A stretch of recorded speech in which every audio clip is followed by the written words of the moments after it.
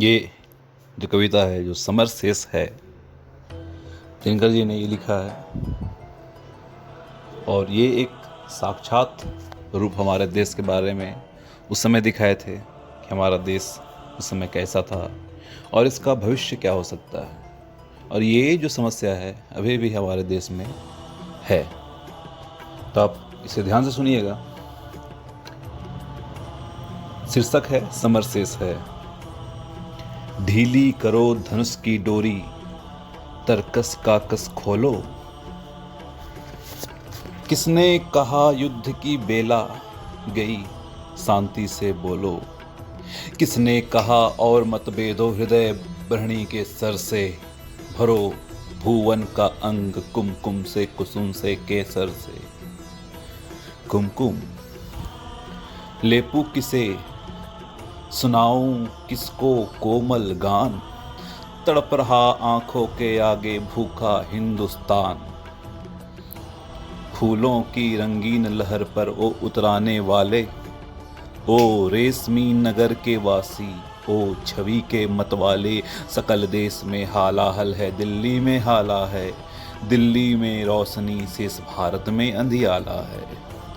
मखमल के पर्दों के बाहर, फूलों के उस पार, ज्यों का त्यों है खड़ा आज भी मरघट का संसार। वह संसार जहां पर पहुंची अब तक नहीं किरण है। जहां क्षितिज है शून्य, अभी तक अंबर तिमिर वरण है। देख जहां का दृश्य आज भी अंतस्थल हिलता है। माँ को लज्जा वसून और शिशु को न क्षीर मिलता है। पूछ रहा है जहां चकित हो जन जन देख आकाज। 7 वर्ष हो गए राह में, अटका कहाँ स्वराज।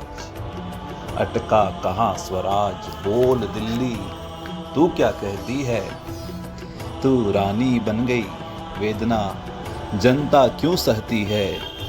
सबके भाग दबा रखे हैं, किसने अपने कर में।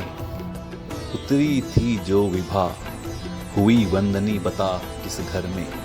समर शेष है यह प्रकाशवंदी, गृह से छूटेगा और नहीं तो तुझ पर पापनी महा वज्र टूटेगा। समर शेष है इस स्वराज्य को सत्य बताना होगा। जिसका है यह न्यास उसे सत्वर पहुंचाना होगा।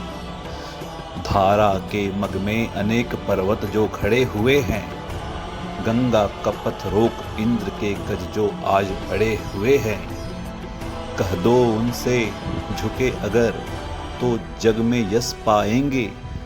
अड़े रहे तो ऐरावत पत्तों से बह जाएंगे। समर शेष है जनगंगा को खुलकर लहराने दो। शिखरों को डूबने और मुकुटों को बह जाने दो। पथरीली ऊंची जमीन है तो इसको तोड़ेंगे।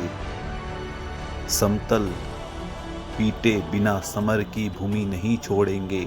समर शेष है चलो ज्योतियों के बरसाते तीर। खंड खंड हो गिरे विषमता की काली जंजीर।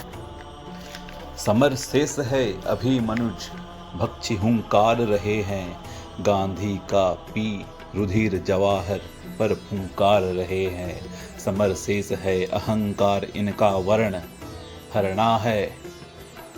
वृक को दंतहीन अति को निर्विष्ट करना बाकी है।